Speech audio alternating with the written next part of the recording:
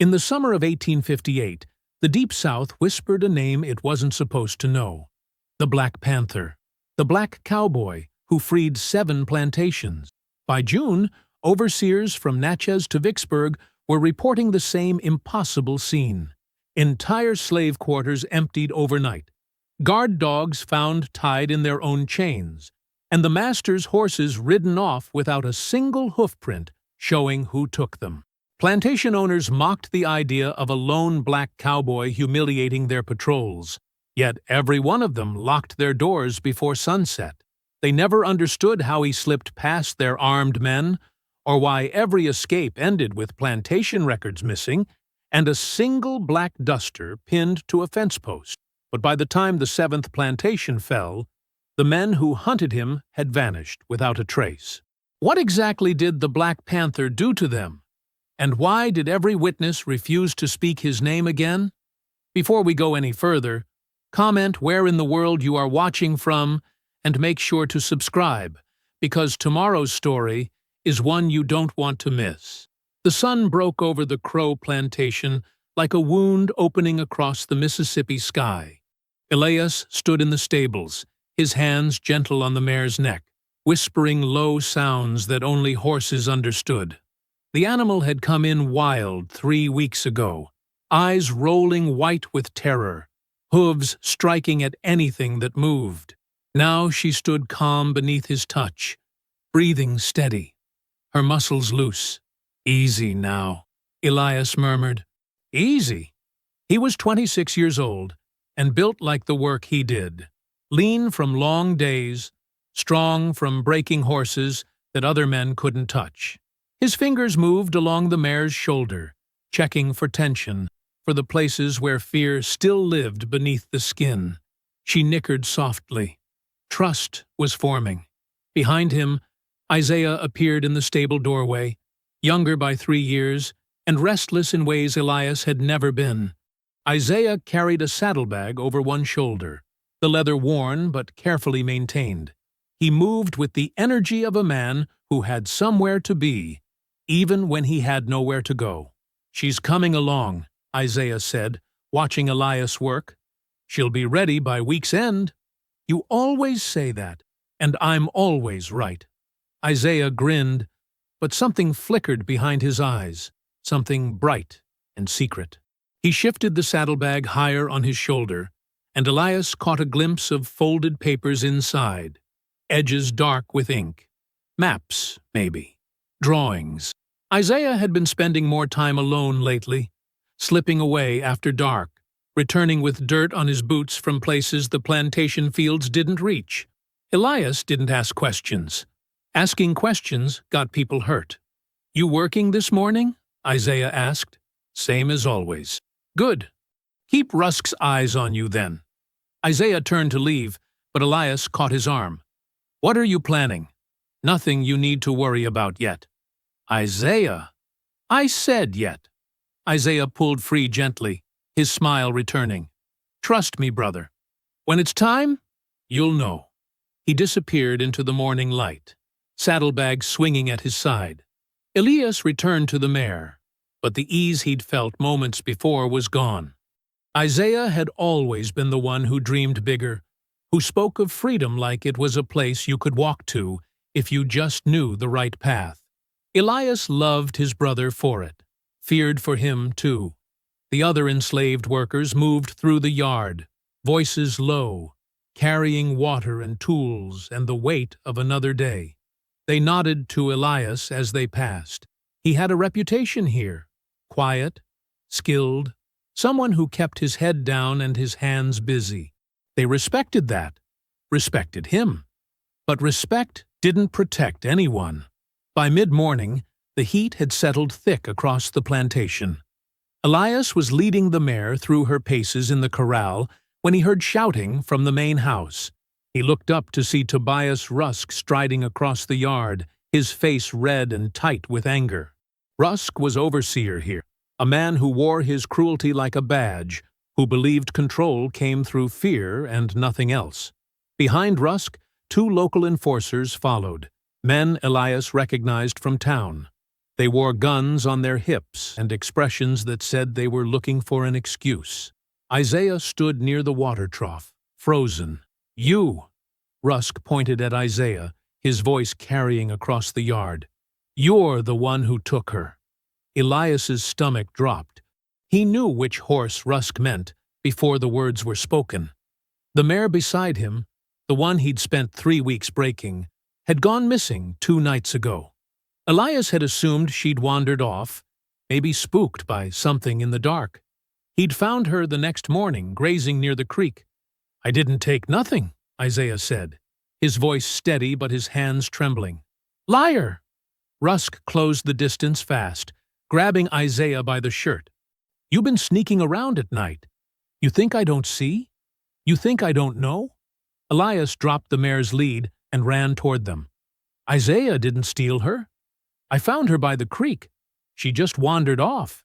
Rusk turned on him, eyes narrow. "You covering for him?" "I'm telling the truth. I trained that mare myself. She's been in the stables every day since—" One of the enforcers stepped forward and drove his fist into Elias's stomach. The air left his lungs in a rush. He doubled over, gasping, and another blow caught him across the jaw. He hit the ground hard, tasting blood. "Stay down," the enforcer said. Through blurred vision, Elias saw Isaiah struggling against Rusk's grip, saw the crowd of enslaved workers gathering but keeping their distance. Nobody moved to help. Nobody could. "We're taking him to town," Rusk announced. "Let the law handle this." "What law?" Isaiah shouted. "You already decided." Rusk struck him across the face. Isaiah went quiet. They dragged Isaiah toward the wagon while Elias tried to stand, tried to move, but hands held him down. Other workers, their grips apologetic but firm. "Don't make it worse," their silence said. "Don't give them a reason." The sun climbed higher. The trial happened in the town square, beneath the shadow of the courthouse that had never seen justice for anyone who looked like Isaiah. Rusk presented his case to a gathering of white men, who nodded along, their minds already made up. The mare had been found near where Isaiah slept. Isaiah had been seen walking at night. The evidence was circumstantial, invented, meaningless. Isaiah denied everything. His voice rang clear across the square. "I didn't steal nothing. I never stole nothing." Nobody listened. Elias stood at the edge of the crowd, his face swelling from the beating, his ribs aching with each breath. He tried to push forward, tried to speak, but when he opened his mouth, Rusk's men surrounded him. One pressed a hand against his chest. "You want to join him?" the man whispered. Elias went still. Rage burned through him, hot and useless. The verdict came fast. Guilty. The sentence came faster. Death. By late afternoon, they were dragging Isaiah toward the hanging tree on the edge of town, an ancient oak with branches thick enough to hold the weight of injustice. A crowd followed, some curious, some celebratory, all complicit. Elias stumbled after them, held back by enforcers who laughed as they shoved him to the ground whenever he got too close. His vision swam. Blood ran from his nose and mouth.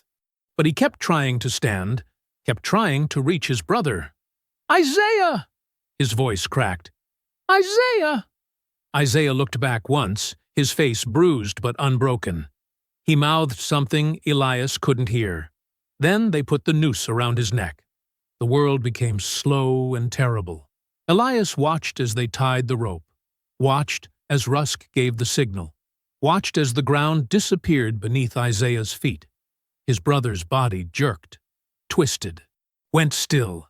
Elias screamed, but the sound was swallowed by laughter from the crowd. He tried to run forward, and someone kicked his legs out from under him. He hit the dirt face first, choking on dust and grief. Boots pressed against his back, holding him down, forcing him to watch, as Isaiah swung gently in the breeze.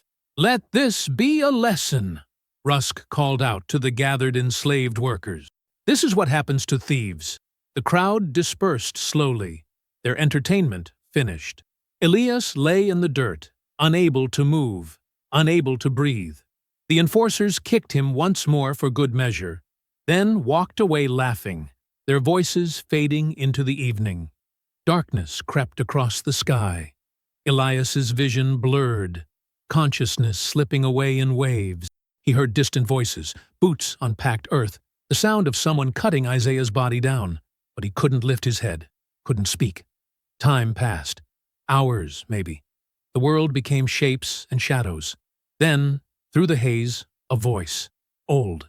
Female. Close. "Lord have mercy," the voice said. "What they done to you?" Hands touched his shoulder, surprisingly strong despite their age. Someone rolled him onto his back. Elias forced his eyes open and saw a woman's face above him. Dark skin lined with decades, eyes sharp despite the dim light. Nona Grady. He knew her by reputation only. A root worker who lived alone on the outskirts, someone most people avoided out of fear or respect. "Can you hear me, boy?" Elias tried to speak, but only a groan emerged. "We got to move you. Can't leave you here." Nona slipped her arms beneath his shoulders, impossibly strong for her size, and began dragging him across the ground. Each movement sent fire through his ribs. He gasped, darkness pulling at him again. His head lolled to the side as she pulled him away from the hanging tree. Through blurred vision, he saw the wagon where they'd loaded Isaiah's body. Saw the black oilskin duster still tied to Isaiah's saddle, the one his brother wore when he rode out at night. The duster swayed in the night breeze, empty sleeves moving like a ghost, reaching for something just out of reach. Then Elias's vision went dark, and Nona's voice became the only thing tethering him to the world. The cabin smelled of earth and smoke, and something sharp Elias couldn't name. His body felt like broken glass held together by thread. Every breath brought pain that radiated from his ribs outward, spreading through his chest and down into his legs. He opened his eyes to firelight dancing across rough wooden walls. Herbs hung from the rafters above, bundles of sage and sweetgrass and plants he didn't recognize, their dried leaves casting strange shadows. Jars lined a shelf near the door, filled with dark powders and pale roots suspended in amber liquid. The fire burned low in a stone hearth, just enough heat to keep the night air from settling too deep into the room. Nona Grady moved through the space with practiced efficiency, her movements deliberate despite her age.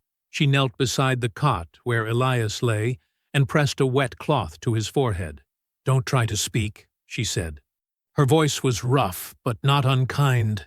"You got bones that need setting and wounds that need cleaning before you do anything else." Elias tried to lift his head anyway. The room spun violently. He fell back against the thin pillow, gasping. Nona made a disapproving sound in the back of her throat. "Stubborn. Just like your brother." She reached for a clay bowl on the floor beside her, dipped her fingers into a dark paste that smelled of mint and something bitter. "This going to hurt," she warned. She pressed the poultice against the worst of his cuts, the split skin above his eye, the gash along his jaw. Elias hissed through his teeth, hands gripping the edges of the cot. The paste burned like fire at first, then numbed to a distant ache. "Sleep now," Nona said. "Healing don't happen while you fighting it." Darkness pulled him under again before he could respond. Time became strange. Elias woke in fragments, brief moments of awareness before unconsciousness dragged him back down. Once, he opened his eyes to find morning light streaming through the cabin's single window. Nona spooning broth into his mouth while she murmured words he couldn't quite hear. Another time, he woke to complete darkness, the fire reduced to glowing embers, and heard her voice saying something that sounded like prayer. On the second day, she rewrapped his ribs. Elias was awake enough to feel every movement, every pull of the cloth as she bound him tight. He bit down on a strip of leather she'd placed between his teeth to keep from crying out. "Vengeance blinds," Nona said quietly as she worked, "but purpose saves." He didn't understand what she meant. didn't have the strength to ask. She helped him drink water from a tin cup, her hand steady beneath his head. The water tasted like it came from a deep well, cold and clean. It was the best thing he'd ever tasted. "Your brother," Elias managed to whisper. His voice came out cracked and raw. "Rest," Nona said. "There's time for talking when you can sit up proper." The third morning arrived clear and cold. Elias woke to find his mind sharp for the first time since the beating. The pain in his ribs had dulled to a persistent throb rather than the screaming agony of before. He could breathe without feeling like something inside him was tearing apart. Nona sat near the fire, grinding something in a stone mortar. She looked up when she heard him stir. "You back with the living?" she asked. Elias nodded slowly. He pushed himself upright, moving carefully, testing how much his body would allow. Everything hurt, but it was bearable hurt now. Survivable. "Isaiah," he said. "They killed him for something he didn't do." "I know." Nona set down her mortar and crossed to a trunk in the corner of the cabin. She opened it and pulled out a worn leather saddlebag, the same one Isaiah had been carrying that morning in the stables. "Found this before Rusk's men could take it. Figured it belonged with you." She handed it to Elias. The leather was soft from years of use, the buckles tarnished but functional. His hands shook as he opened it. Inside, folded carefully, were papers covered in Isaiah's handwriting. Elias pulled them out one by one, spreading them across the cot. Maps. Dozens of maps, each one meticulously detailed, showing routes through backwoods and creek beds and hidden trails that avoided main roads. Some maps had markings in what looked like code, symbols that meant nothing to Elias at first glance, but clearly held significance. Beneath the maps, he found a list written on a single sheet of paper, the ink slightly faded but still legible. Crow Plantation, Whitmore Estate, Ashford Fields, Gideon's Run, Kellerman Holdings, Riverside Manor, Blackwood Station, 7 Plantations. 7 different locations spread across 3 counties. Elias's breath caught. He looked up at Nona. He was planning to free them all. Looks that way. More papers revealed coordination detail, signals using lantern patterns, meeting times tied to moon phases, contact names written in careful cipher. Isaiah had built a network, not just an escape plan for himself, but a coordinated liberation effort that would have moved hundreds of people to freedom simultaneously. The scope of it staggered Elias. His brother, who he'd thought was just dreaming too big, had been methodically constructing something revolutionary, something that could have changed everything. "Why didn't he tell me?" Elias's voice broke. Nona moved back to her seat by the fire. "Maybe he was trying to protect you. Maybe he wasn't sure you'd believe it was possible." She stirred the coals with an iron poker. "Don't matter now. Question is what you going to do about it?" Elias stared at the maps, at the careful notations in his brother's handwriting. Isaiah had died for this, died before he could see any of it come to pass. That afternoon, Elias managed to stand. His legs trembled, and Nona had to steady him at first. But after a few minutes, he found his balance. She helped him to the door, opened it slowly. Sunlight poured in, warm and golden. Elias stepped outside for the first time since the beating. The cabin sat at the edge of a clearing surrounded by pine trees. A small vegetable garden grew beside the house, neat rows showing Nona's careful attention. Beyond the garden, a simple fence enclosed a space where chickens scratched at the dirt.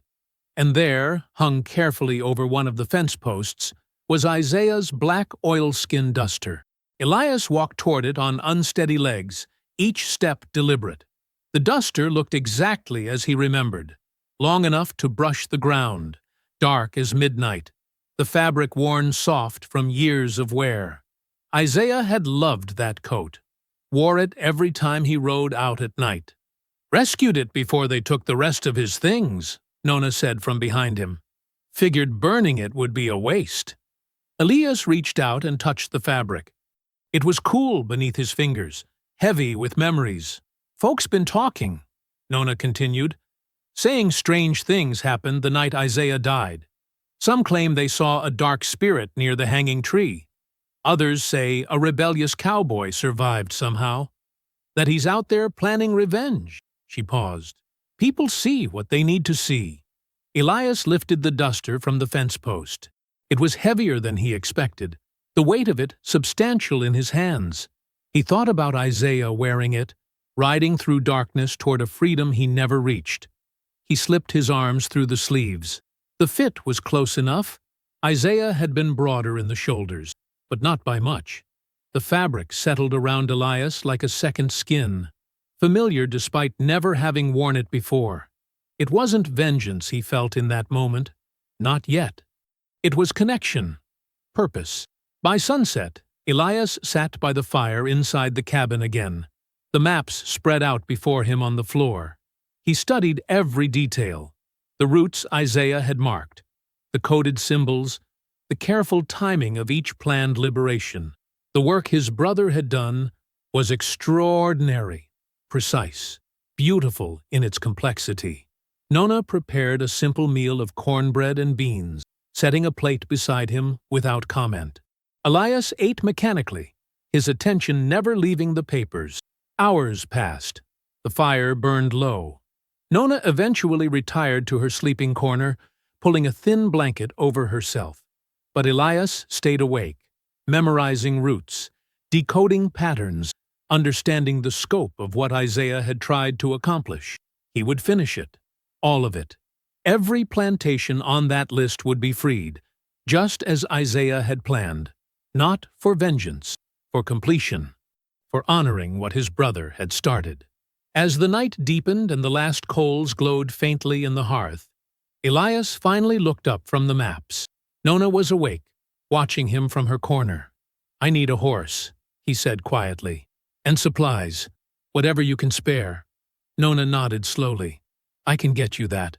I leave at first light." "I know." Dawn arrived cold and gray. Elias stood outside Nona's cabin, checking the saddlebags one final time. The bay gelding she'd brought him stood patiently, a strong animal with intelligent eyes and a calm temperament. Not the fastest horse Elias had ever worked with, but steady, reliable. Nona handed him a wrapped bundle of food, cornbread, dried meat, and apples. "Enough for 3 days if you're careful." "I'll bring the horse back when I can," Elias said. "Don't worry about the horse. Worry about yourself." She studied his face, her expression unreadable. "You look like your brother now, wearing that coat." Elias touched the black oilskin duster, feeling its weight settle familiar across his shoulders. Maybe that's the point. He mounted the gelding smoothly, despite the lingering soreness in his ribs. Nona stepped back, watching as he turned the horse toward the tree line. "Purpose saves," she called after him. "Remember that, when the darkness comes." Elias didn't respond. He touched his heels to the gelding's sides and rode into the morning mist. The journey toward Red Harvest Plantation took him through terrain he knew well from years of ranch work. He followed deer trails and creek beds, avoiding main roads where patrols might spot him. The gelding moved quietly through the underbrush, responding to the slightest pressure from Elias's knees and subtle shifts in his weight. By mid-morning, the sun had burned through the mist. Elias stopped to water the horse at a shallow stream, letting the animal drink while he studied Isaiah's map. According to the notes, there should be a marking nearby, a coded symbol carved into a specific tree that confirmed the escape route. He found it after 10 minutes of searching. A tall oak standing apart from the others, its bark scarred with what looked like natural damage at first glance. But when Elias examined it closer, he saw the deliberate pattern, 3 diagonal cuts forming an arrow pointing northwest, with a small circle carved beneath, Isaiah's symbol, exactly as described in the papers. Elias traced the carving with his fingers, imagining his brother standing in this same spot, marking the route for people who would need to travel in darkness without maps. The attention to detail moved something in Elias's chest. A mixture of pride and grief so sharp it made breathing difficult. He remounted and continued northwest. By afternoon, he could see Red Harvest Plantation in the distance. Elias circled wide, approaching from the east where heavy forest provided cover. He tied the gelding deep in the trees and moved forward on foot, watching the layout carefully. The plantation was smaller than Crow's, but more heavily supervised. 2 patrols walked the perimeter at regular intervals, their routes overlapping near the slave quarters. Elias counted the men, noted their weapons, observed how they moved. 1 patrol changed at sunset, the other continued through the night. He waited in the forest as afternoon faded to evening, watched the enslaved workers return from the fields, saw them herded into the quarters for the night. Lanterns were lit. Doors were locked from the outside. Darkness came slowly, then all at once. Elias waited another hour, letting full night settle before he moved. He left his hat with the horse, the wide brim would create a recognizable silhouette, and pulled the duster's collar up around his neck. The black fabric made him nearly invisible in the darkness.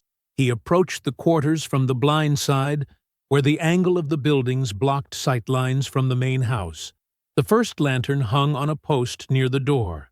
Elias picked up a smooth stone from the ground, judged the distance, and threw. The stone hit the lantern dead center. Glass shattered. The light went out. Voices called out from inside the quarters. The patrol changed direction, moving toward the noise. Elias used the distraction to reach the workhouse where the plow horses were kept. He opened the gate silently, then slapped one of the horses hard on the rump. It bolted out, whinnying loudly, crashing into fence posts as it ran. The other horses followed, spooked by the first one's panic. More shouting. The patrols split up, trying to corral the loose animals. Elias moved to the quarters. The locks on the doors were simple external bolts, easy to slide open once he reached them. He opened the first door and stepped inside. 30 faces stared at him in the darkness, eyes wide with fear and confusion. "Isaiah Crow sent me," Elias said quietly. "Anyone who wants to leave, follow me now. Stay silent." 1 man stood. Then another. Within seconds, everyone in the quarters was moving. Elias led them outside, guiding them along the route he'd scouted earlier. Behind them, the patrols were still chasing horses, their lanterns bobbing in the distance. By the time they realized the quarters were empty, Elias and the freed workers were already disappearing into the forest. They moved in near total silence. Elias had cut the shackles on those who wore them using a small pry bar hidden in the duster's deep pocket. Another tool Isaiah had apparently kept ready. The iron fell away quietly, and people rubbed their wrists, their ankles, their expressions showing disbelief. "Who are you?" a woman whispered as they walked. Before Elias could answer, an older man spoke up. "He's the Panther. The one they've been whispering about. See how he moves in the dark?" "Ain't no panther," another voice said. "He's a spirit, come to avenge Isaiah Crow." "He's real as you and me," the first man insisted. "But he moves like a ghost, just the same." Elias said nothing. Let them whisper. Let them create whatever story helped them believe escape was possible. They reached the wooded ridge near midnight. The group settled into the dense underbrush, exhausted but safe for the moment. Elias told them to rest while he doubled back toward the plantation. "You going back there?" the woman asked, alarmed. "Need to check something." He returned to Red Harvest, moving even more carefully than before. The patrols had discovered the empty quarters and were searching the immediate area with torches, but they were looking in the wrong direction. Elias slipped past them to the administrative cabin where the plantation kept its records. The door was locked. Elias forced it with the pry bar, the wood splintering quietly. Inside, he found ledgers, correspondence, documents detailing crop yields and slave inventories. He searched quickly, knowing he had limited time. In the bottom drawer of the main desk, beneath a stack of purchase orders, he found a folded letter. The handwriting made his breath catch. Isaiah's plan proceeds as expected. Red harvest will be first. Monitor closely and report movement. The letter wasn't signed, but the handwriting was familiar. Someone who'd practiced writing in secret, whose letters had an unusual slant that came from learning to write left-handed while pretending to be right-handed. Someone who'd known Isaiah's plan in detail, known the order of the liberation, known enough to track progress. Elias folded the letter carefully and put it in his pocket. His hands were shaking. Isaiah had been sabotaged, intentionally, by someone inside the network. He left the cabin and returned to the ridge where the freed workers waited. At dawn, he led them northwest through terrain that matched Isaiah's maps perfectly. By late afternoon, they reached a farmstead run by a Quaker family who asked no questions and simply opened their doors. Elias stayed only long enough to ensure everyone was fed and sheltered. As he prepared to leave, one of the farmers approached him with a troubled expression. "You should see this," the man said, holding out a paper. "Found it posted in town this morning." It was a wanted notice. Fresh ink, clear printing. Wanted Elias Crow for organizing rebellion across multiple plantations, dead or alive, $500 reward. Below the text was a detailed physical description. Height, build, the scar on his left hand from a horse bite years ago. Information no stranger could know. Information only someone close to him would have noticed. Elias stared at the notice, his vision tunneling. Someone had given his name to the authorities. Someone who knew him personally. Someone who'd been close enough to observe details about his appearance. The same someone who'd sabotaged Isaiah. Evening fell as Elias rode away from the safe house, the wanted notice folded in his saddlebag alongside the letter he'd found. The bay gelding carried him deeper into the wilderness, away from roads and towns where his face might be recognized. He stopped near a creek as darkness gathered, pulled out the wanted notice, and read it again by fading light, studying every word, every detail that revealed how much the traitor knew. "Someone in the network sold my brother out," he whispered to the empty forest, and now they were coming for him too. Dawn broke cold and gray across the prairie. Elias woke stiff from sleeping on hard ground, his body protesting the days of constant movement. He'd camped far from the road, deep in a stand of cottonwoods, where his fire wouldn't be visible. The bay gelding stood nearby, cropping grass, unbothered by the chill. Elias rolled his blanket tight and secured it behind the saddle.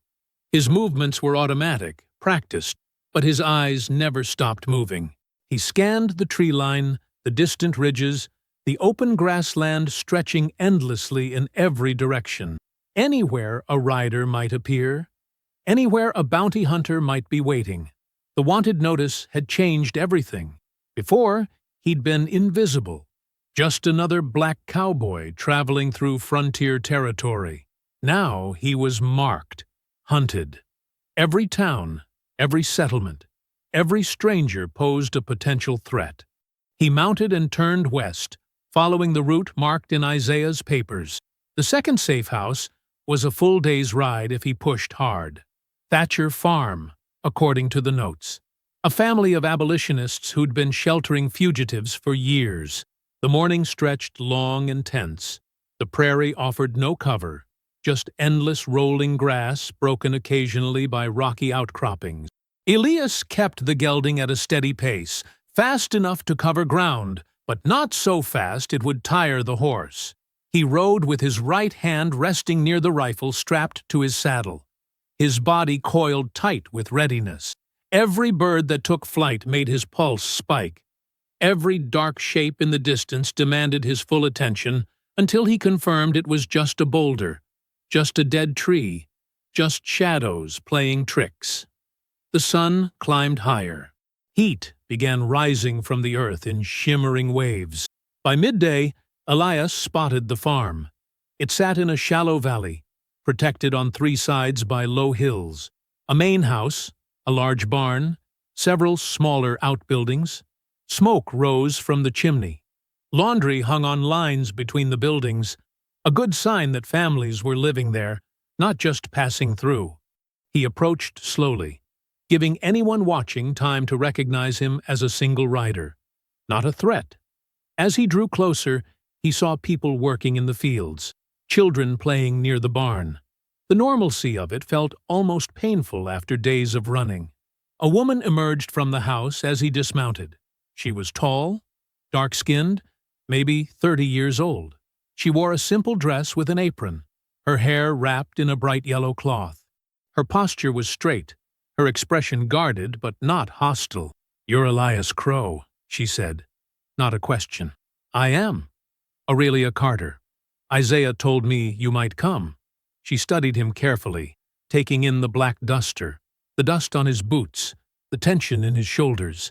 "You look like a man being chased." "I am." She nodded once, accepting this. "Your brother spoke highly of you. Said you were the best horseman he'd ever known. Said you had a good heart." The past tense cut through Elias like a blade. "Isaiah had enough good heart for both of us. Come inside. You'll want to see the families from Red Harvest. They've been asking about you." Elias followed her into the main house. The interior was simple but clean. A large table dominated the front room, surrounded by mismatched chairs. Several people sat there, including faces Elias recognized from the first liberation. They looked different now. Rested, fed, wearing clothes that fit properly instead of the rags they'd worn on the plantation. The woman from the quarters stood and approached him. "You came back. Said I would check on everyone. We didn't believe it. Thought once we was free, you'd disappear like smoke." Elias didn't know how to respond to that. He'd never thought about what came after the liberations. His focus had been entirely on executing Isaiah's plan, one plantation at a time. Aurelia served him cornbread and beans. While he ate, she explained how the safe house worked. The families helped with farm work in exchange for shelter. She taught reading lessons every afternoon to anyone who wanted to learn.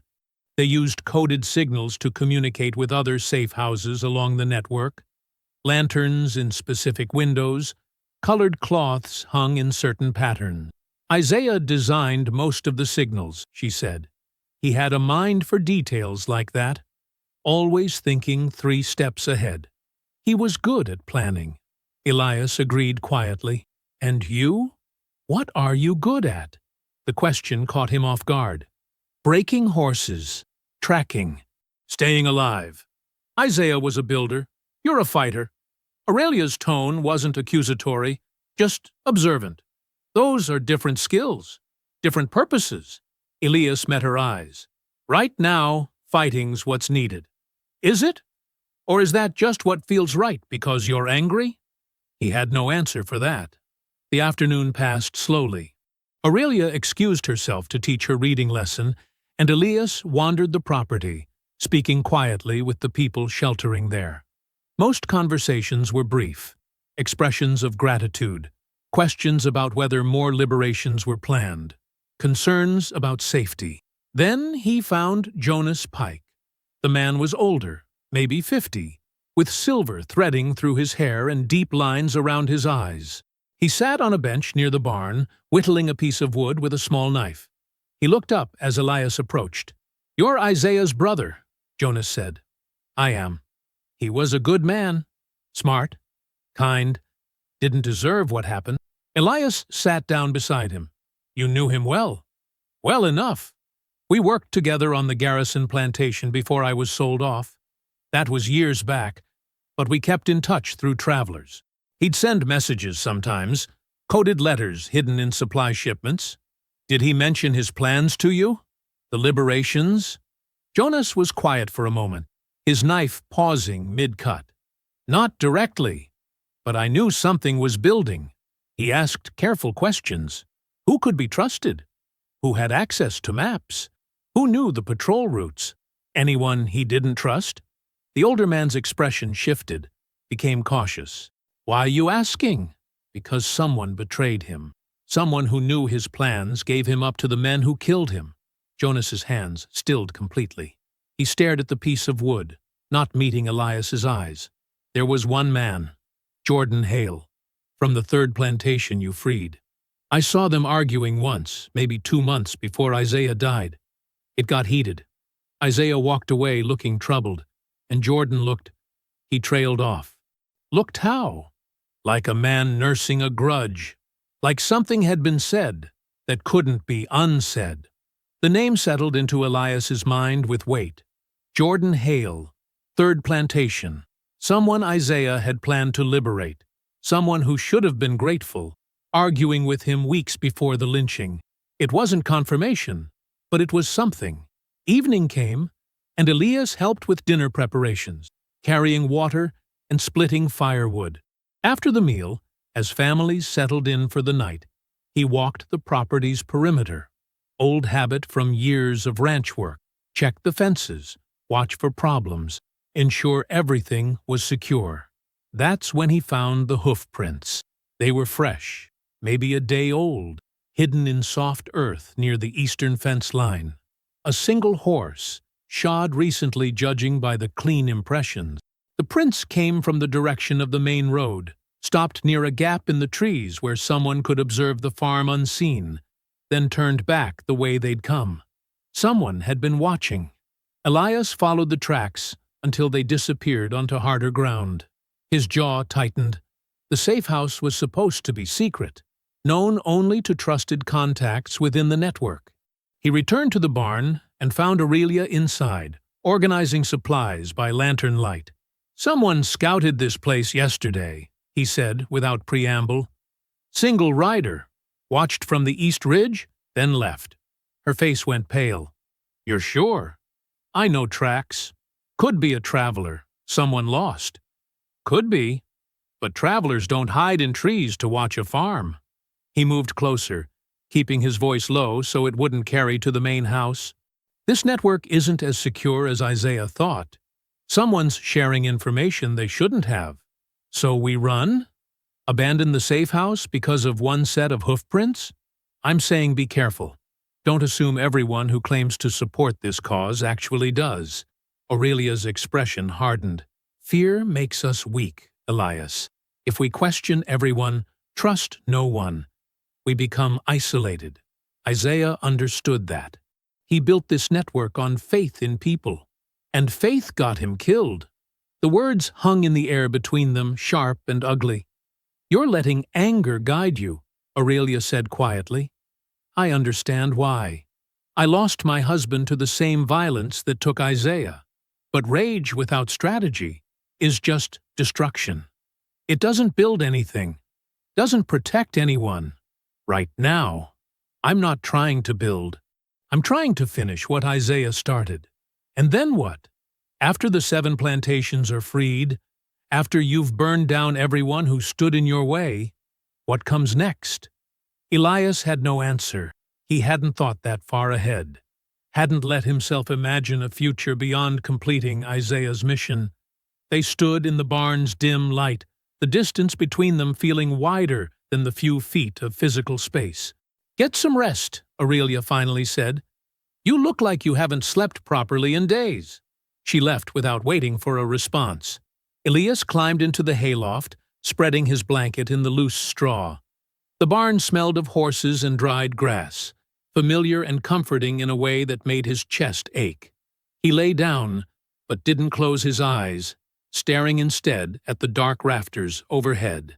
Sleep came eventually, uninvited and troubled. In the dream, he was back at Crow Plantation. Isaiah stood beneath the hanging tree, the noose already around his neck.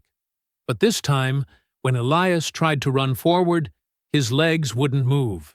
He was rooted in place, forced to watch as his brother's eyes found his across the distance. Isaiah's mouth moved, forming words Elias couldn't hear. The rope fell. Elias woke gasping, his heart hammering. Gray pre-dawn light filtered through gaps in the barn walls. He'd slept maybe 3 hours. His body felt heavy, exhausted in a way that had nothing to do with physical exertion. He descended from the loft and found Aurelia already awake. preparing breakfast in the main house. She said nothing about their argument, just handed him coffee and cornbread. "I'm leaving this morning," Elias said. "I know. I'll come back. Check on everyone." Aurelia looked at him for a long moment. "Will you? Or will this path you're on consume you completely before you get the chance?" He didn't have an answer for that either. By late morning, Elias had resupplied and was ready to ride. Several people came out to say goodbye. Jonas Pike approached last, pressing something into Elias's hand. "You find Jordan Hale," the older man said quietly. "You ask him about the argument, about what Isaiah said that made him so angry." Elias nodded and pocketed the small carved figure Jonas had given him. A horse, whittled smooth and perfect. He rode east, leaving Thatcher Farm behind. The rolling hills swallowed the buildings quickly, and within an hour he was alone again with just prairie and sky. That's when he saw the smoke. 3 columns rising in the distance, evenly spaced. Not cooking fires, not brush burning. A signal. Isaiah's coded warning for danger from within. The smoke signals faded behind him as Elias pushed the gelding harder. Late morning sun beat down on the prairie, turning the air thick and heavy. He rode east for 2 hours before the landscape shifted. Fewer open grasslands, more wooded patches, and cultivated fields stretching toward the horizon. Willow Bend Plantation appeared in the distance just after noon. Isaiah's notes described it as a mid-sized operation, maybe 40 people working cotton fields that bordered a dense willow grove. The main house sat on a low hill, white-painted wood gleaming in the sunlight. Slave quarters clustered behind it in neat rows. Elias dismounted a quarter-mile out and moved on foot, keeping to the tree line. He spent an hour observing patrol patterns. 2 armed overseers circled the property every 30 minutes. Workers moved through the fields in organized rows, supervised by a third man on horseback who carried a rifle across his saddle. Elias studied the terrain carefully. The willow grove pressed close to the quarters. Beyond that, open pasture where horses grazed. Maybe 20 animals, scattered and relaxed in the afternoon heat. A stampede could work. He waited until mid-afternoon, when the heat was at its peak and the patrols had settled into lazy predictability. Then he circled wide through the grove until he reached the pasture's far edge. The horses lifted their heads as he approached, but didn't spook. He'd learned long ago how to move around animals without triggering panic. He selected a nervous mare, one whose ears kept swiveling at every sound. She'd be easiest to startle. Elias positioned himself downwind, gathered several smooth stones from the creek bed, then waited for the patrol to complete its circuit. When the overseer disappeared around the main house, Elias threw the first stone hard into the brush behind the herd. The mare jumped, snorted. Her agitation spread to the nearest horses. He threw another stone, then another. The mare bolted, and the herd followed, 20 horses suddenly thundering across the pasture toward the plantation buildings. Chaos erupted. Overseers shouted. Workers stopped mid-row to stare. The horseman supervisor wheeled his mount around, trying to head off the stampede before it trampled the vegetable gardens behind the quarters. Elias moved fast. He slipped through the willow grove and into the quarters, while everyone's attention focused on the panicked horses. People stared at him, a stranger in a black duster appearing from nowhere, but he didn't give them time to question. "Isaiah Crow sent me," he said quietly, to the first group he encountered. "Follow the willows north. Stay low. Move now." The name worked like magic. Isaiah's network had spread word, even here. People began moving immediately, parents grabbing children, elders helping each other toward the grove. Elias guided them in small groups, keeping them hidden while the overseers struggled with the horses. By the time the stampede was finally contained, 37 people had disappeared into the wilderness. Elias stayed until sunset, ensuring the escapees reached the first safe checkpoint marked on Isaiah's map. Then he rode hard for Carrian Hall, arriving well after dark. This plantation was larger, more security. Lanterns hung from poles around the quarters, and armed patrols moved constantly. Elias couldn't use the same tactics here. He studied the situation from a nearby ridge, considering his options. The stables sat separate from the main buildings, close enough to the quarters that workers could be called to handle late-night horse emergencies, but isolated enough that guards didn't patrol it constantly. A traveling stable hand could move freely there without raising suspicion. Elias removed the black duster and bundled it carefully, hiding it in his saddlebag. He dirtied his clothes, rubbed soil into his hair and face, then rode casually down to the plantation's main gate. The guard stopped him with a raised hand. "State your business." "Stable hand looking for work. Heard you might need help with a lame mare." Elias kept his voice easy, relaxed. "Rode in from the Hutchins place, 2 counties over. They said you pay fair for skilled hands." The guard studied him suspiciously, but didn't see a threat. Just another drifter looking for wages. "Stables are that way. Talk to Moss. He'll decide if we need you." Elias nodded his thanks and rode to the stables. Moss was an older black man, heavy-set and tired-looking. He barely glanced at Elias before pointing toward a stall. "Mare's got a stone bruise. You fix it, you can sleep in the loft tonight. We'll talk wages in the morning." "Appreciated." Elias worked on the mare for an hour, making a show of examining her hoof and applying a poultice. While he worked, people came and went. Workers finishing late chores, guards checking security, someone delivering feed. He waited until well past midnight when the plantation finally quieted. Then he moved through the quarters with careful precision. He'd hidden lockpicks in his boot, tools he'd taken from Red Harvest's administrative cabin. The shackles here were newer, harder to manipulate, but his hands had learned patience over years of delicate work with horses. One by one, he slipped chains off sleeping workers. When they woke and saw him, he whispered the same message. "Isaiah Crow sent me. Follow the northern fence line to the oak grove. Wait there!" By dawn, 42 people had vanished from Carrian Hall.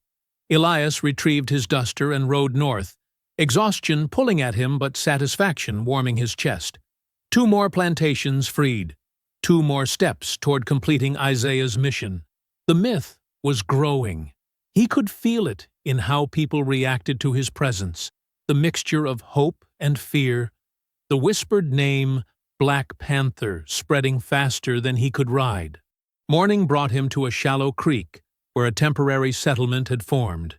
Maybe 60 people clustered there, families from multiple liberations gathering before moving to more permanent safe locations.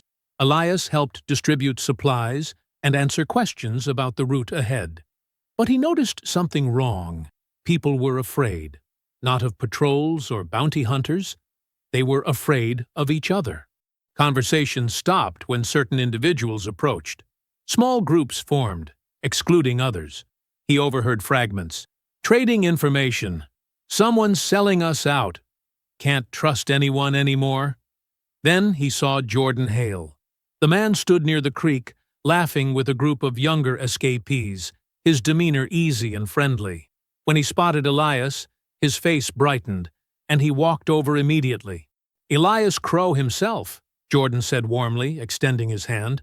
"Heard you freed Willow Bend and Carrian Hall in one day. That's impressive work." Elias shook his hand briefly. "Just finishing what Isaiah started." Isaiah would be proud. Really proud. Jordan's smile didn't quite reach his eyes. "How many more plantations you planning to hit? However many it takes." Sure. Just wondering about timing, you know? Some folks here are asking when they should expect family members from other places. Trying to coordinate reunions."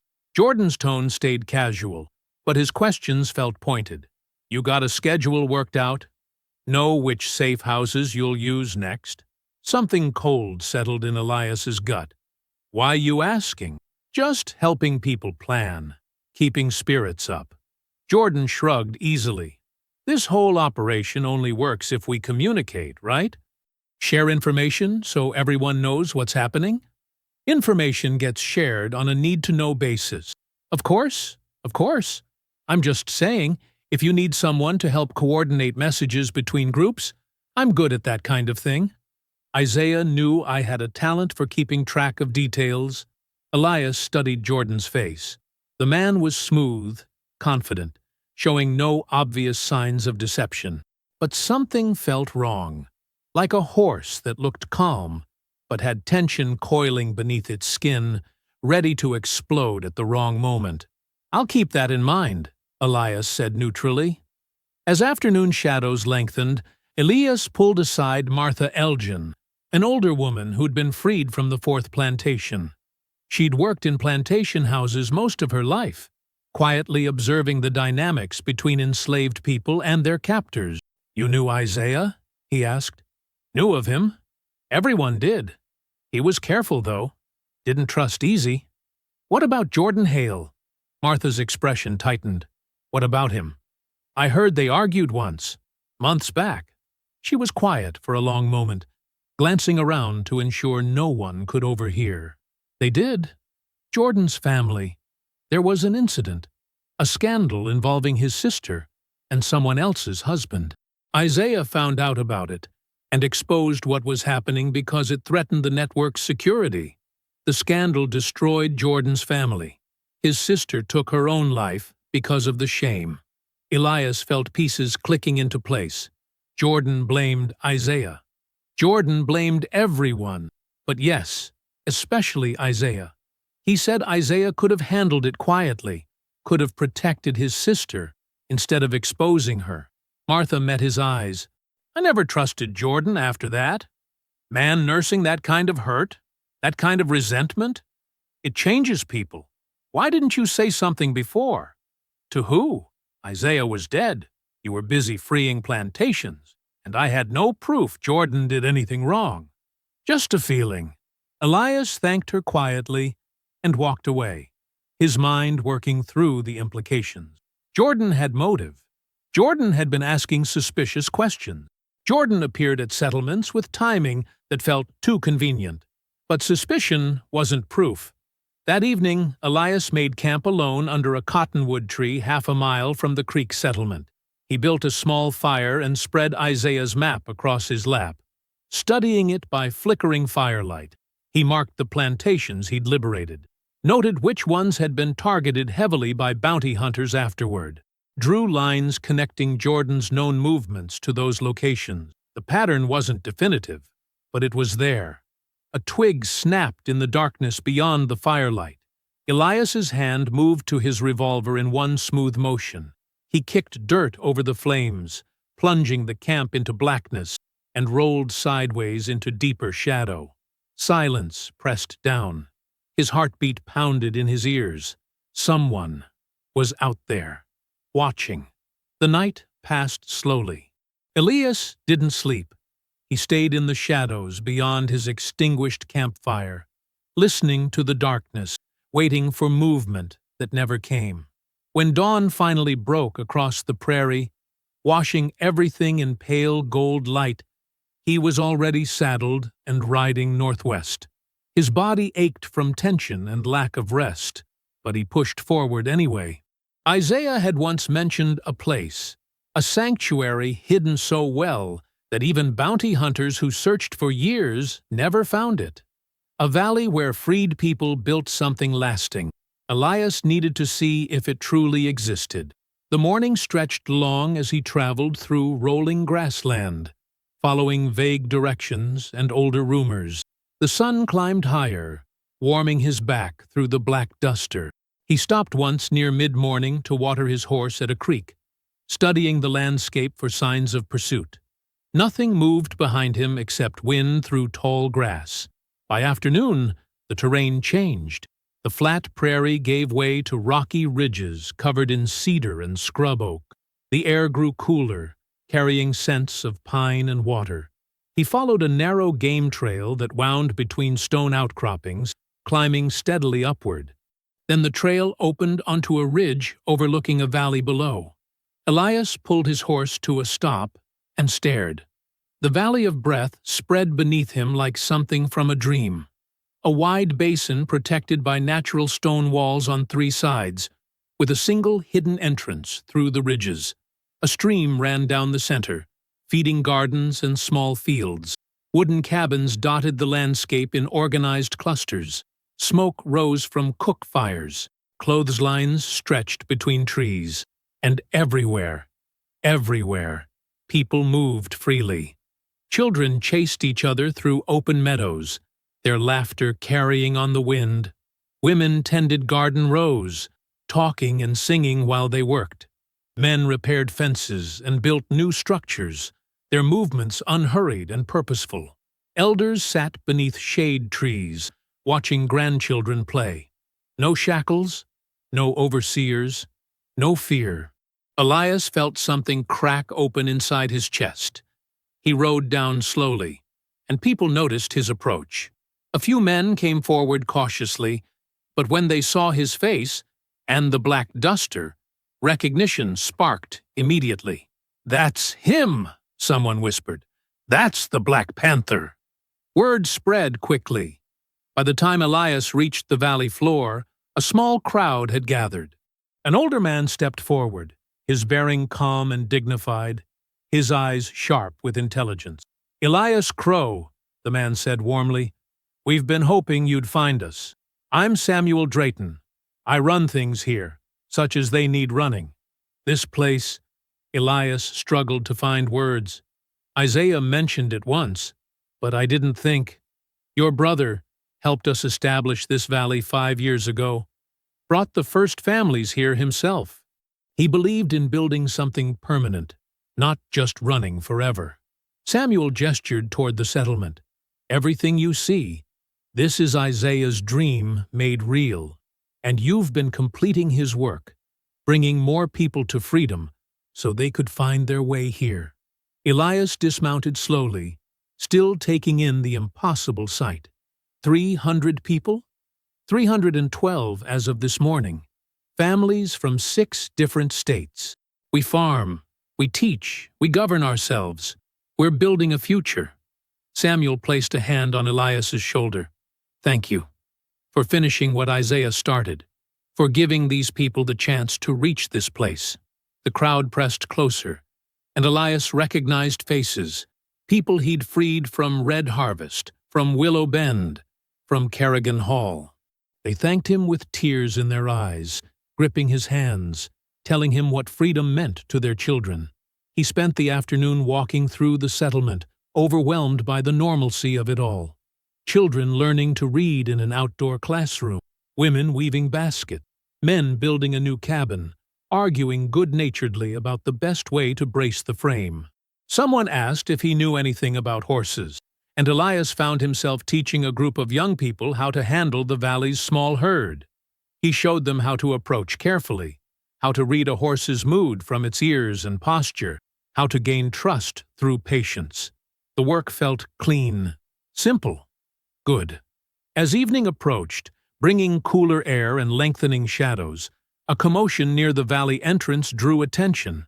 Elias looked up to see Aurelia Carter riding in on a gray mare, her expression tired but determined. She spotted him immediately and rode over, dismounting with visible relief. "I followed the coded messages from safe houses," she explained. "I wanted to see if this place was real, if what you were doing actually led somewhere instead of just more running." "It's real," Elias said quietly.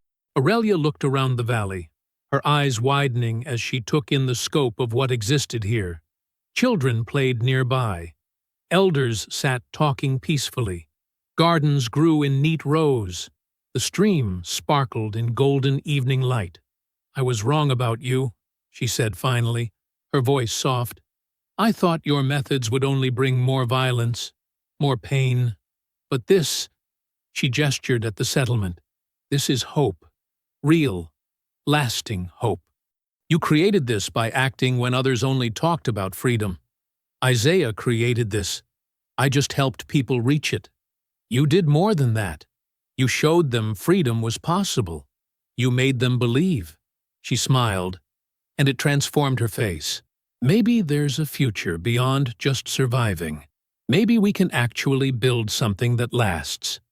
That night, the valley gathered for a communal meal. Long tables stretched beneath the stars, loaded with food grown from their own soil, prepared by their own hands, shared freely among free people. Lanterns hung from tree branches, casting warm light across hundreds of faces. After the meal ended, someone started singing, a freedom spiritual, old and powerful. Others joined in, voices rising together in harmonies that seemed to fill the entire valley. Elias sat among them, listening, feeling something he hadn't felt since before Isaiah's death. Peace. Genuine, uncomplicated peace. Later, as the singing continued, and children grew sleepy in their parents' arms, Elias walked down to the stream that ran through the valley's center. The water moved gently over smooth stones, reflecting starlight. Aurelia joined him, standing close enough that their shoulders nearly touched. "Thank you," she said quietly, "for creating this refuge, for proving it could exist." Elias watched the water flow, thinking about all the roads that had led here, the violence and fear, the desperate rescues and close escapes, the constant running, the endless vigilance, the weight of knowing one mistake could cost lives. All of it had led to this valley, these people, this moment of genuine safety and hope. "Maybe this is enough," he whispered. Aurelia looked at him, understanding what he meant. Maybe the mission was complete. Maybe he could stop now, could lay down the black duster and the endless pursuit of justice through liberation. Maybe he could stay here, teach people about horses, help build cabins, live something resembling a normal life. "Maybe it is," she agreed softly. The stream murmured its ancient song. Stars wheeled overhead in their eternal patterns. Somewhere behind them, the valley sang together under lantern light. Free people celebrating freedom in a hidden sanctuary that seemed blessed by something larger than human struggle. For the first time since Isaiah died, Elias allowed himself to imagine a future that didn't end in violence.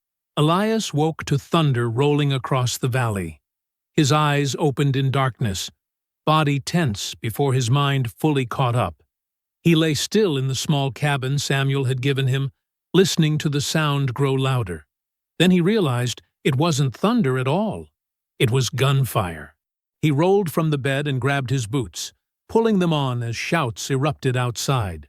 Through the window he saw orange flashes in the pre-dawn darkness, muzzle fire from multiple directions, concentrated and coordinated. This was an assault. Elias burst through the door into chaos. People ran in every direction, carrying children, dragging elders, screaming warnings to neighbors. Flames already licked up the sides of 3 cabins on the valley's eastern edge. Mounted men charged through the settlement, rifles raised, shouting orders to surrender.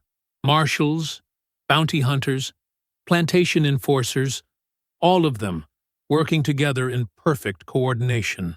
"Everyone to the ridge tunnel!" Samuel's voice boomed above the confusion. "Get the children out first!"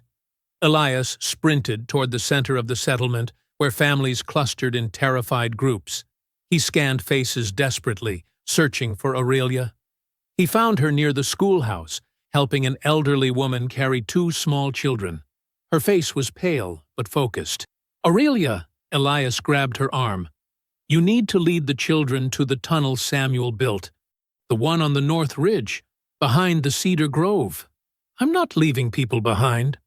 You're the only one they'll follow without question. They trust you. Get them out." He gripped her shoulders, forcing her to meet his eyes. "Please, I'll buy you time." She stared at him for 3 rapid heartbeats, then nodded sharply. "Don't you dare die here. Go. Now." Aurelia turned and began gathering children, her voice cutting through panic with clear authority. "Everyone under 12 years old, come to me. We're going somewhere safe, but we must move quickly and quietly."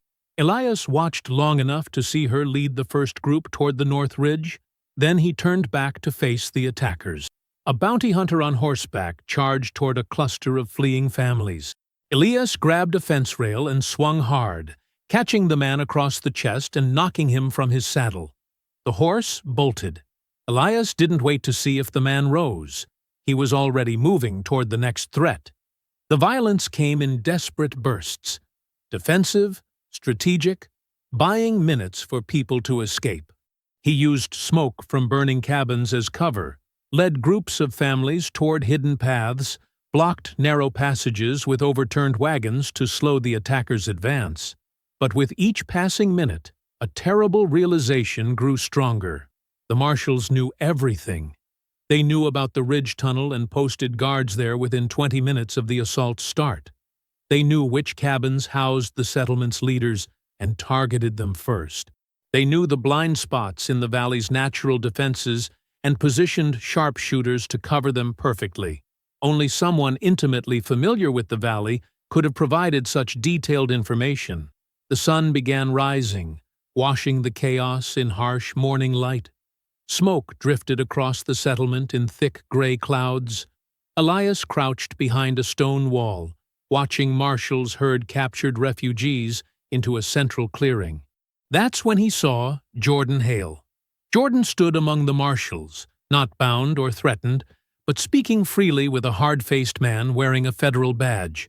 Jordan pointed toward specific cabins, gestured toward the ridge paths, nodded when marshals asked him questions. Collaborating. Openly collaborating. Elias felt something cold and sharp settle in his chest. He moved through the smoke carefully, circling around burning structures, getting closer to where Jordan stood guard over a group of captured refugees. Men and women Elias had personally freed from plantations weeks earlier. He approached from Jordan's blind side, emerging from smoke like a ghost. "Jordan!" Jordan spun, surprise flashing across his face before settling into something harder, something almost like satisfaction. "Elias, still alive. I honestly thought they'd have shot you by now. You did this. You told them everything." Elias's voice came out flat, drained of emotion. "You sold out the valley. Sold out your own people." "My own people?" Jordan laughed bitterly. "These aren't my people, Elias. They stopped being my people when your brother destroyed my family 5 years ago. Isaiah never destroyed anyone who didn't deserve it." "Didn't deserve it?" Jordan's face twisted with rage. "He exposed my relationship with Clara Jennings, told the whole community about our affair, knowing her husband would kill her for it, knowing I'd lose everything. She died because of Isaiah's righteous truth-telling. My children won't speak to me because of what he revealed. I lost my family, my reputation, everything, all because Isaiah Crow decided his moral purity was more important than people's lives. So you framed him for stealing that mare. You got him lynched. I got justice for what he took from me." Jordan stepped closer, his voice dropping to a harsh whisper. "And when I learned about his grand liberation network, I saw opportunity. Real opportunity. You want to know the truth, Elias? I've been selling information to bounty hunters for 2 years. Every escape route, every safe house, every coded signal. I knew them all because Isaiah trusted me. And I've been trading that knowledge for coin and leverage ever since he died. You sold out hundreds of people for money? I sold out hundreds of people because it gave me power I never had as an enslaved man, and because every person I helped capture was one less person following Isaiah's legacy. This valley?" Jordan gestured at the burning settlement around them. "This was his dream made real. And now I get to watch it burn." Elias moved forward, rage building white-hot in his chest. But before he could reach Jordan, something hard cracked against the back of his skull. Pain exploded through his head. His knees buckled. The ground rushed up to meet him. Darkness swallowed everything. When consciousness returned, the sun hung low in the western sky, painting everything in harsh orange light. Elias lay face down in dirt, head throbbing, dried blood crusting his neck. He pushed himself up slowly, the world tilting and spinning around him. The valley was ruined, cabins reduced to smoking frames, gardens trampled into mud, fences torn down. The stream ran cloudy with ash. Bodies lay scattered. Not many, but enough to make his stomach twist. Most of the survivors had been captured and marched away, their fates uncertain. A few people remained, picking through wreckage with hollow eyes. One of them, a man named Thomas, who Elias had freed from Willow Bend, looked up as Elias approached. "You should leave," Thomas said quietly, "before the survivors decide to blame you for bringing that man into our circle." "I didn't know Jordan was—" "You trusted him. You brought him here. That's enough." Thomas turned away. "We followed the Black Panther because we thought he could keep us safe. But all you brought was destruction." The words hit harder than the rifle butt. Elias opened his mouth to respond, but found nothing to say. Thomas was right. He had trusted Jordan. He had failed to see the betrayal until it was too late. He had failed Isaiah's dream. Elias walked through the ruins, searching for Aurelia. He found her near the remnants of the schoolhouse, helping an injured woman drink water from a canteen. She saw him approach and stood slowly, her expression distant and cold. "Aurelia, don't." She held up one hand. "Just don't, Elias. I didn't know Jordan would—" "You should have known. You should have been more careful. Should have questioned people more thoroughly. Should have protected what Isaiah built, instead of just adding more people to something you didn't understand." Her voice cracked slightly. "I can't follow someone who brings destruction in his wake. I can't watch more people die because you're too focused on vengeance to see the traitors standing right beside you." She walked away without looking back, leaving Elias standing alone among the ashes. Evening fell slowly, shadows stretching across the ruined valley. Most survivors departed in small groups, heading toward other safe houses or family in distant territories. They gave Elias wide berths as they passed, their fear and anger palpable even in silence. He wandered the settlement as darkness came, picking through wreckage. Near what had been Samuel's cabin, he found a piece of charred paper, part of Isaiah's original map, the edges burned black, but the center still legible. Elias sank to his knees, holding the fragment carefully. He had completed all 7 liberations. He had brought hundreds to freedom. He had built nothing permanent, created no lasting safety. The valley, Isaiah's greatest achievement, lay in ruins because Elias had been too blind to see betrayal until it destroyed everything. Fires still smoldered throughout the settlement, sending thin smoke into the night sky. Elias knelt alone among them, the charred map clutched in his hands, the black duster heavy on his shoulders. He whispered into the darkness, "This ends with Jordan." Sunrise came cold and merciless. Elias stood among the ruins of the valley, watching morning light spread across scorched earth and collapsed structures. His throat burned with thirst. His head pounded from the blow he'd taken. Every muscle in his body felt heavy with exhaustion that went deeper than physical fatigue. The valley was silent now. The last survivors had departed during the night, leaving only emptiness and ash. He had spent hours kneeling in the dirt, clutching that charred fragment of Isaiah's map, letting grief and rage twist through him in equal measure. But as dawn broke, something else emerged, something harder and colder than emotion: purpose. Jordan Hale had destroyed Isaiah's dream, had betrayed hundreds of people for coin and revenge, had orchestrated the valley's destruction with calculated precision. This could not stand unanswered. Elias walked to the stream, now running clearer after the night. He drank deeply, washing ash from his face and hands. The water tasted bitter, but it cleared his mind. He filled his canteen methodically, checking his supplies with practiced efficiency. By the time the sun cleared the eastern ridge, Elias was moving.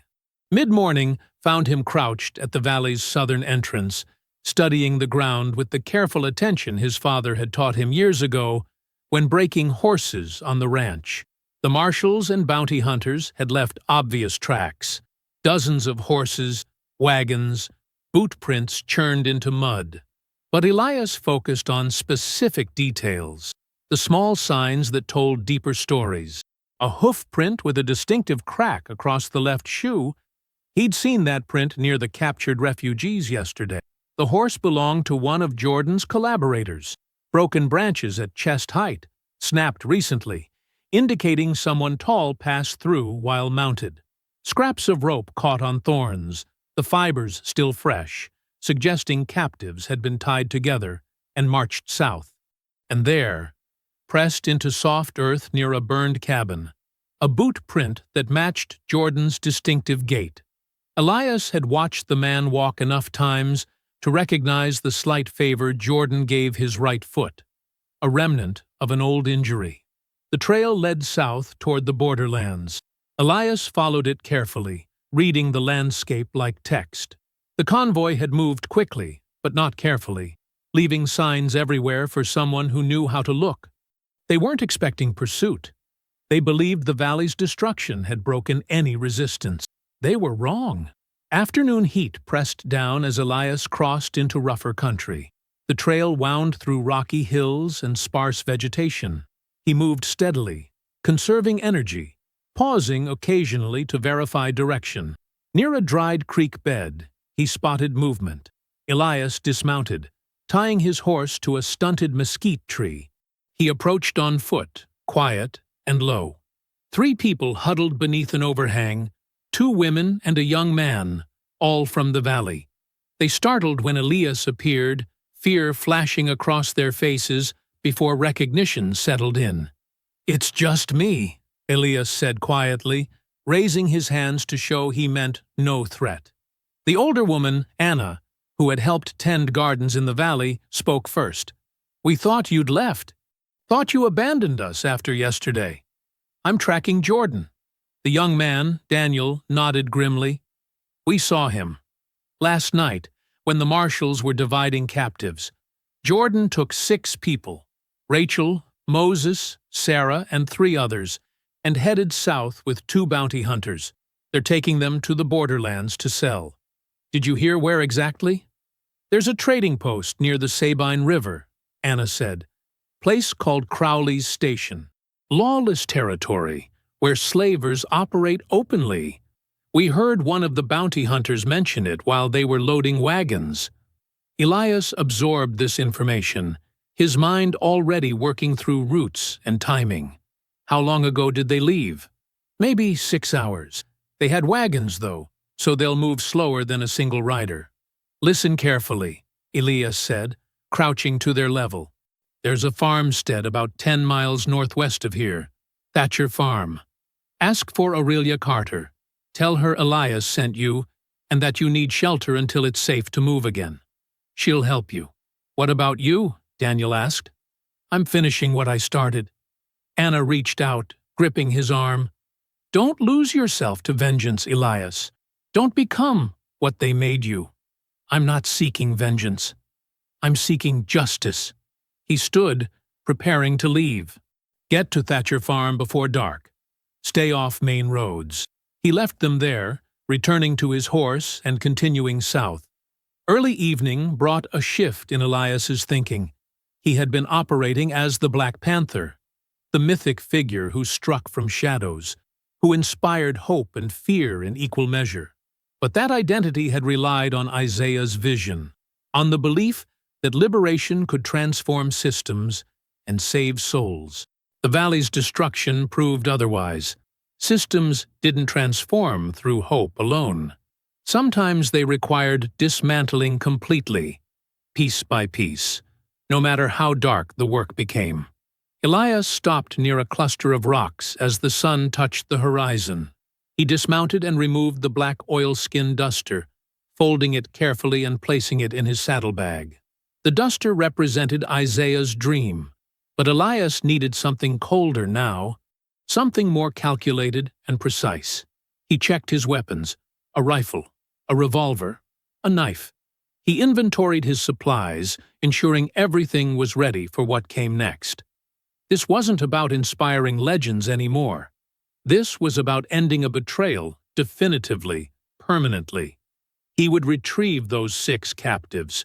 He would stop Jordan from profiting off more suffering, and he would ensure Jordan never betrayed anyone again. Night fell as Elias found an abandoned trapper's hut, partially collapsed, but offering enough shelter for a few hours' rest. He built no fire, eating dried meat and hardtack in darkness. He spent time maintaining his equipment with methodical care, sharpening his knife until the blade gleamed, cleaning his revolver, checking each chamber, repairing loose stitching on his saddle with practiced hands. From his saddlebag, he retrieved Isaiah's remaining notes, the pages that hadn't burned. He read through them slowly, seeing his brother's handwriting, remembering conversations they'd shared about freedom and justice, and whether violence could ever be righteous. Isaiah had believed in collective liberation, in building networks where everyone rose together. Elias whispered into the darkness, "I'm sorry, brother. Sorry I let Jordan destroy what you built. Sorry I didn't see the betrayal coming. But I promise you this. He won't profit from what he's done. He won't get away with destroying your dream." The words felt both like apology and vow, acknowledgement and determination. Elias lay down on the hut's dirt floor, forcing himself to rest despite the restlessness burning through his muscles. Sleep came eventually, shallow and troubled. Just after midnight, Elias jerked awake from a nightmare. Isaiah's face, the rope, the moment everything changed. He sat up, breathing hard, orienting himself in the darkness. Then he saw it through the hut's broken wall, lantern light on a far ridge, perhaps 2 miles distant, a small convoy moving slowly through the night. Jordan's convoy. Elias stood immediately, gathering his gear with quiet efficiency. He saddled his horse in darkness, checking straps by feel. The lantern light moved steadily southwest, following what looked like an old trader's path toward the borderlands. Elias mounted up and followed, silent as a shadow, cold as winter stone. The hunt had begun. The moon hung thin and pale above the borderlands as Elias followed the lantern light through increasingly treacherous terrain. Rocky outcroppings jutted from the earth like broken teeth, and the trail narrowed into passages barely wide enough for a single wagon. His horse picked its way carefully through loose stone, hooves finding purchase where there seemed to be none. Elias stayed far enough back to avoid detection, but close enough to maintain visual contact. The convoy moved slowly, hampered by the wagons and the rough ground. He counted 3 riders, 2 wagons, and what looked like 6 figures huddled in the rear wagon bed, the captives. The night stretched on with agonizing slowness. Elias's body ached from the valley assault, from days of constant movement, from the weight of everything that had collapsed around him. But he pushed the pain aside, focusing entirely on the convoy ahead. Just before dawn, the lanterns stopped moving.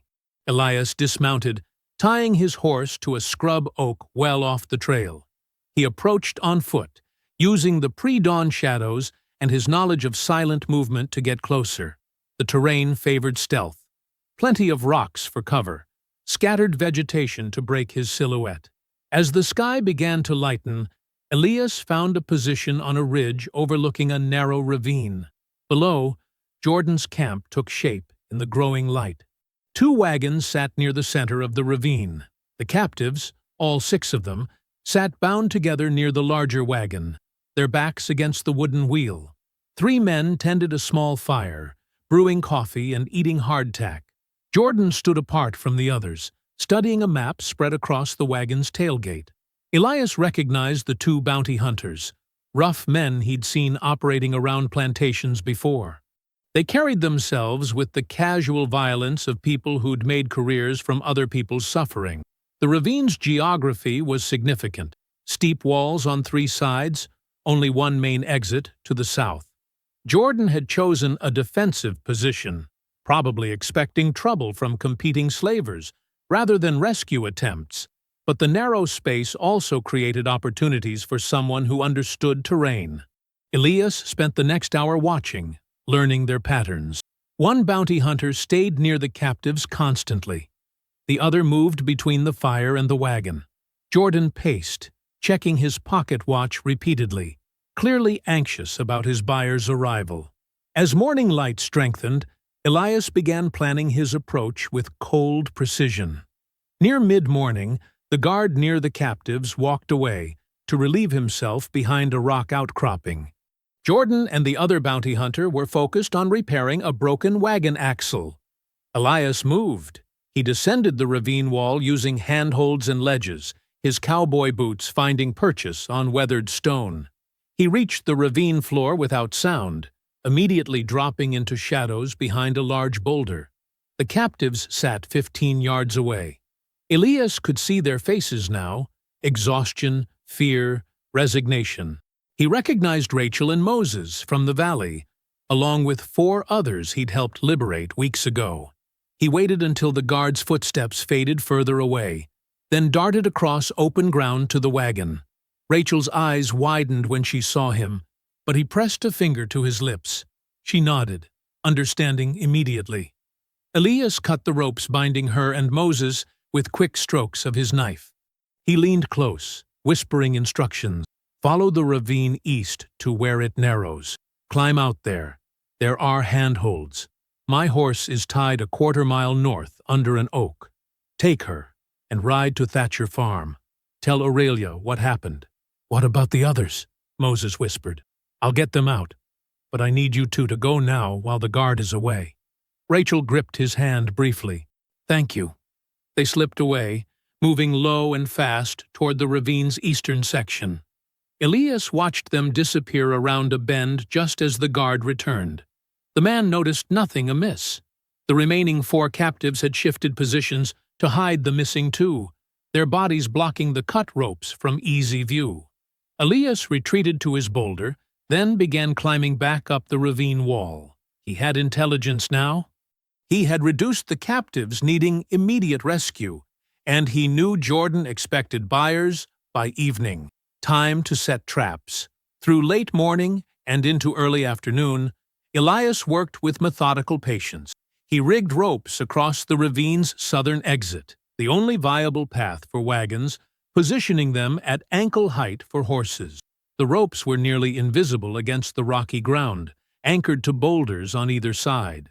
He identified loose rock shelves on the ravine's western wall. Using his knife and collected stones, he carefully destabilized them, creating controlled collapse points that could be triggered with thrown rocks. He gathered handfuls of burrs and thorns, placing them strategically along the path where horses would naturally step when entering the ravine.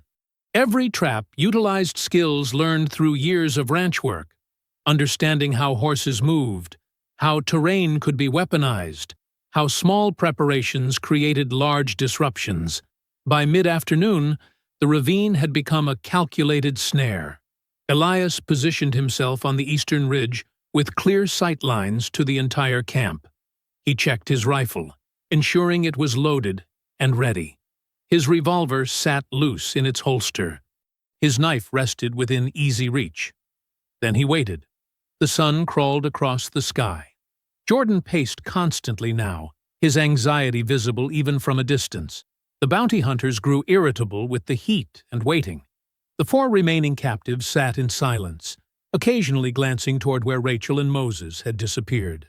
As the sun touched the western horizon, riders appeared at the ravine's southern entrance. 4 men on horseback, dressed in the formal roughness of professional slave traders.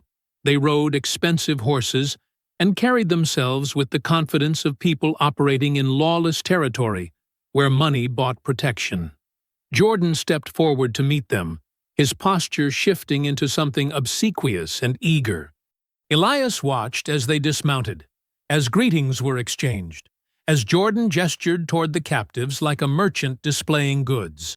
One of the buyers walked closer to inspect the captives. He grabbed a woman's face roughly, examining her teeth. The casual dehumanization of the gesture made Elias's jaw tighten. The buyer turned back toward Jordan. 4 captives? Your message said 6. 2 escaped this morning, Jordan said quickly. But these 4 are worth good money. Strong workers, all of them. We'll give you half what we discussed. That's not fair. Take it, or we leave. Jordan's face twisted with frustration, but he nodded. The buyers began counting out coins. Elias stood, raised his rifle, and fired. The shot struck the ground inches from the lead buyer's feet. The horses spooked immediately, rearing and bolting. Elias fired again, this time hitting the shoulder of one of the bounty hunters. Chaos erupted instantly. The buyer's horses trampled through the burr-covered ground, causing more panic. 2 horses hit the trip ropes and went down hard, throwing their riders. Elias threw rocks at the destabilized shelf on the western wall, triggering a collapse that blocked the southern exit with fallen stone. He descended the ravine wall rapidly, rifle slung across his back, revolver now in hand. One buyer tried to draw his weapon. Elias shot him in the leg. Another attempted to reach the captives. Elias put a bullet in the ground at his feet, forcing him back. The remaining bounty hunter fled on foot. Within moments, the buyers were either injured, pinned by fallen horses, or running. Jordan stood frozen near the wagon, his face pale with shock and recognition. Elias walked toward him slowly, deliberately, his revolver raised. "Elias," Jordan said, his voice cracking, "listen. I'm done listening. You don't understand what Isaiah did to me." Elias stopped 10 feet away. "Tell me. Make me understand how betraying hundreds of people brings justice." Jordan's face contorted with years of compressed rage. 5 years ago, Isaiah exposed my relationship with a white woman on the plantation. He told the overseer because he thought it was dangerous. That woman's husband killed her. Her family blamed me. I was whipped until I couldn't stand. My own family disowned me for bringing shame. "So you became a traitor?" "Isaiah ruined my life," Jordan shouted. "He took everything from me in the name of righteousness. When I heard about his liberation plan, I saw my chance. I could finally have power.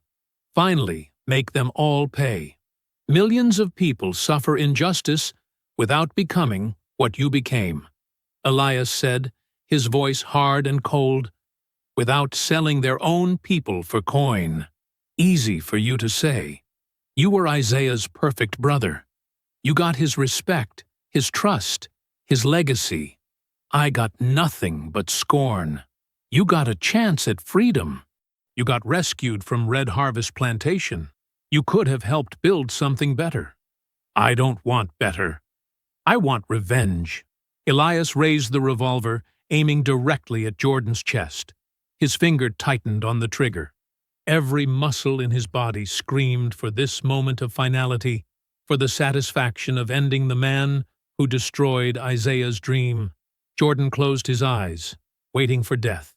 But Elias saw Isaiah's face in his mind, heard his brother's voice talking about justice versus vengeance, about building rather than destroying, about choosing humanity even when the world demanded brutality. Slowly, Elias lowered the gun. "No," he said quietly. "Isaiah wouldn't want me to become a killer. Not like this." He walked to Jordan and struck him hard across the temple with the revolver's grip. Jordan crumpled to the ground, unconscious. Elias bound Jordan's hands and feet with rope, then dragged him toward where the 4 remaining captives sat. He cut their bonds quickly. "You're free. Take the wagon and head north to Thatcher Farm. Aurelia Carter will help you." "What about him?" Moses's cousin Sarah asked, pointing at Jordan's prone form. "That's up to all of you to decide." Night had fallen completely by the time Jordan regained consciousness. He woke to find himself sitting bound in the center of the ravine, surrounded by the 4 people he'd planned to sell. Elias stood apart, watching silently. Sarah spoke first. "We could kill you. You deserve death for what you've done." Jordan said nothing, his eyes wide with fear. "But we're not going to," she continued, "because we're not like you. We don't trade lives for revenge." They untied him slowly. One of the men handed Jordan a single canteen of water. "Walk west into the desert," Sarah said. "If we ever see you again, the mercy ends." Jordan stared at them, stunned. "You're exiling me?" "We're giving you life. What you do with it is between you and whatever God you believe in." Jordan stood shakily. He looked at Elias, searching for something, understanding, perhaps, or forgiveness. Elias offered neither. He simply watched as Jordan turned and began walking west into the darkness, carrying only the canteen. The night swallowed him completely within minutes. Sarah walked over to Elias. "Was that justice?" "I think so," Elias said quietly. "Isaiah would have called it mercy. And what do you call it?" "The end of something. Maybe the beginning of something else." Dawn broke cold and clear over the ravine. Elias stood watching the eastern sky lighten, his body heavy with exhaustion, but his mind sharp with purpose. Behind him, the 4 rescued captives gathered near the abandoned wagon, preparing for the journey ahead. Sarah approached him quietly. "How far to safety?" 2 days, if we move carefully," Elias said. "We'll follow creek beds where the terrain hides our tracks. No main roads." They departed as the sun climbed higher, leaving the ravine and its scattered evidence of confrontation behind. Elias led them northwest through scrub brush and rocky passages, choosing paths that offered cover. The captives walked with the careful determination of people who understood freedom required constant vigilance. By mid-morning, they stopped at a spring to rest and refill canteens. Moses's cousin Sarah sat beside Elias, while the others drank. "What you did last night," she said carefully. "Letting Jordan live. That took more strength than killing him would have." "I don't know if it was strength or just exhaustion," Elias admitted. "But I know Isaiah would have done the same thing. Your brother sounds like he was a good man. He was better than me." "I doubt that," Sarah said gently. "You saved us. You're still saving us." They continued traveling through the afternoon heat, maintaining steady progress. Elias scouted ahead frequently, checking for signs of pursuit. The land remained empty and quiet. By late afternoon, they descended into a dense forest clearing where smoke from carefully concealed fires rose in thin wisps. Survivors from the valley had gathered here, families who escaped through Samuel Drayton's emergency tunnels, individuals who fled during the chaos, children who'd been hidden in root cellars. Nearly 70 people occupied the clearing, constructing temporary shelters from branches and salvaged canvas. As Elias entered the clearing, a young boy spotted him and called out. Others turned, faces registering relief and recognition. Samuel Drayton emerged from a partially built shelter, his weathered face breaking into a weary smile. "Elias," Samuel said, gripping his shoulder firmly, "we hoped you'd survived." "Barely," Elias said. "I brought 4 more who need help. We'll make room." Samuel gestured toward the clearing's organized chaos. "We're building something temporary here until we can find more permanent sanctuary." Movement near one of the fires caught Elias's attention. Aurelia stood there, her dress stained with travel dust, her expression uncertain as she watched him approach. He walked over slowly. They stood in silence for a long moment. "I'm sorry," Aurelia said finally, her voice thick with emotion. "I shouldn't have left you in the valley. I was afraid and angry, and I blamed you for something that wasn't your fault." "You had every right to be afraid," Elias said quietly. "I brought Jordan into our circle. I trusted him. The destruction came because I didn't see the betrayal sooner." "No," Aurelia shook her head firmly. "Jordan made his choices. You tried to honor your brother's dream. Those are different things. The valley still burned, and we're still here," Aurelia said, gesturing toward the bustling clearing. 70 people survived because of the tunnels you convinced Samuel to build. Children are alive because you taught people to fight smart instead of reckless. That matters, Elias. He looked at her. really looked, and saw the exhaustion in her features, the grief in her eyes, but also something harder to define. Hope, perhaps, or determination. "I can't undo what happened," Elias said, "but I can help build something stronger, something that doesn't depend on one person's vigilance or one hidden valley." "Then let's build it together," Aurelia said. They spent the remainder of the afternoon working alongside others. Elias helped construct shelters using techniques learned from years of ranch work. Sturdy frames, weatherproof layering, efficient use of limited materials. He assigned defensive positions around the clearing's perimeter and taught several men how to create early warning systems using tied bells and tripwires.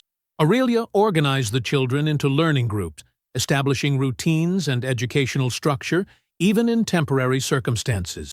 She consulted with elders about resource management and supply routes to safe houses still operating in the region. By sunset, the clearing had transformed from chaotic refuge into organized settlement. Fires burned in controlled pits. Shelters stood in logical arrangements. Families settled into assigned spaces with clear roles and responsibilities. Samuel found Elias near the clearing's edge, watching the sunset paint the forest canopy in amber and gold. "You're different than when I first met you," Samuel said thoughtfully. "Less like a shadow, more like a man." "I'm tired of being a shadow," Elias admitted. "Good, because these people don't need the Panther anymore. They need someone who can teach them to protect themselves, to build communities that survive beyond one generation's struggle. I'm not sure I know how to be that person." "You're already doing it," Samuel said, gesturing toward the clearing. "You're here. You're helping. You're not running or hiding behind a myth. That's leadership, Elias, the kind Isaiah would recognize." As evening deepened, the community gathered for a simple meal of cornmeal and wild greens. Children sat in clusters near the central fire, their earlier fear replaced by cautious curiosity. Several approached Elias as he ate, their eyes wide with questions. "Is it true you can ride faster than bounty hunters?" a young girl asked. "Is it true you freed 7 whole plantations by yourself?" a boy added. Elias smiled, setting down his tin plate. "The Panther was just a story people needed during dark times, a name to give them hope when hope felt impossible." "But you did free people," the girl insisted. "I helped," Elias said carefully. "But freedom isn't something one person gives to another. It's something we build together, protect together, and teach the next generation to maintain." The children listened with solemn attention, absorbing his words like lessons they would carry forward. After the meal concluded, Elias walked to the clearing's northern edge, where a tall wooden post had been erected as a future marker for the settlement's boundary. He carried the black oilskin duster that had defined so much of the past months. Aurelia followed quietly, standing beside him as he draped the duster over the post. In the starlight, the fabric looked less ominous and more worn, just a practical coat that had seen hard travel and harder choices. "Are you done with it?" Aurelia asked softly. "I think so," Elias said. "It served its purpose. But we're building something different now, something that doesn't need shadows and myths." "What does it need?" "Teachers, builders, people willing to stay and do the slow work of creating safety that lasts beyond one generation's fight." Aurelia reached out and squeezed his hand briefly. "Then that's what we'll be." They stood together under the vast canopy of stars, watching the settlement below where families moved between fires, where children laughed quietly, where elders shared stories that would become the foundation of collective memory. Elias whispered into the night air, speaking to his brother's spirit, or perhaps just to himself. Let the next generation write their own stories. Behind them, the clearing glowed with warm firelight. Families settled into makeshift homes with the careful optimism of people who understood safety was fragile but possible. Children prepared for sleep under watchful protection. Elders planned for tomorrow's work. Elias turned away from the post and walked back toward the settlement, not as a shadowy figure moving through darkness, but as a man entering a circle of light, ready to teach, to build, to become part of something larger than vengeance or myth. The fires burned steadily through the night, marking the beginning of what they would build together. I hope you found that story powerful. Leave a like on the video and subscribe so that you do not miss out on the next one. I have handpicked 2 stories for you that are even more powerful. Have a great day.